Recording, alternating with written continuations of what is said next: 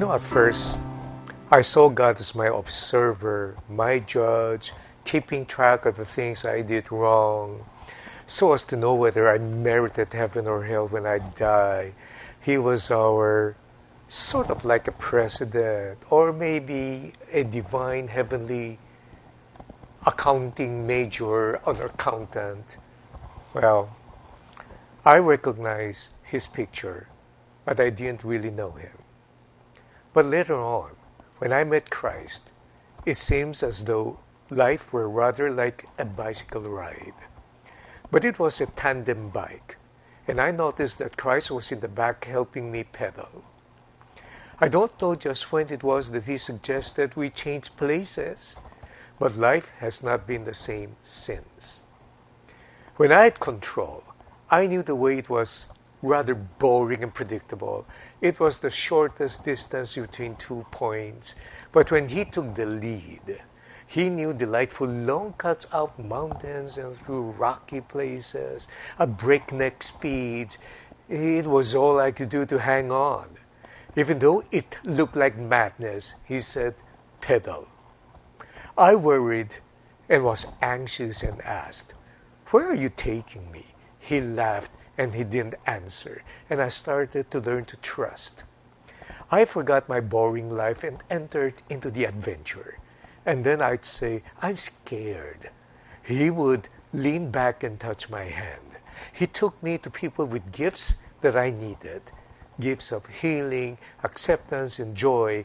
They gave me gifts to take on my journey, my Lord's and mine. And we were off again. He said, "Give the gifts away.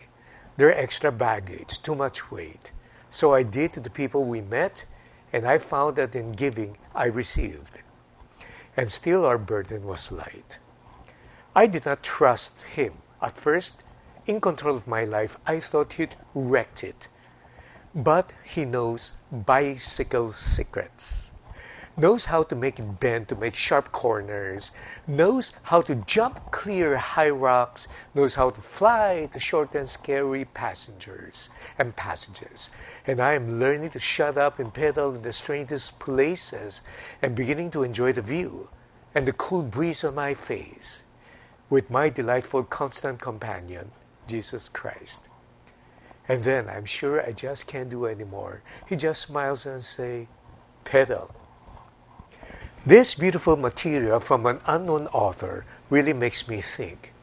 You and I, we want to be in control, especially for people who are in business like you and me. Perhaps the fact that we were trained that way and that our daily encounter with market challenges make us want to be in command all the time. And then the situation that comes sends us spiraling because we realize we're not in control after all. That situation, my friend, I can assure you is extremely terrifying. But it's the same situation wherein God wants us to let go and let Him. To learn to trust Him and to allow Him to fix our circumstance so that He can change our character and make us better people. And now something unprecedented has happened. We cannot pedal because we are now asked to stay home and stay still. Another life adventure for you and me to experience. Shouldn't the same principle apply as well? Even in our times of stillness and non-motion, we still put our trust in Him and allow Him to fix our circumstances, while in faith we trust in His love and faithfulness. Nowhere could you find anybody else who would give this promise: "I am with you, and I'll never leave you nor forsake you." The next time you find yourself dealing with a situation, maybe this is that time, perhaps you are going through it right now, well, take a moment and pray. Doesn't pray that God would remove the difficult situation away, but it's too precious to miss it, you know. You pray that God would give you the strength to go through it and the wisdom to learn from it. And don't forget to say thank you too.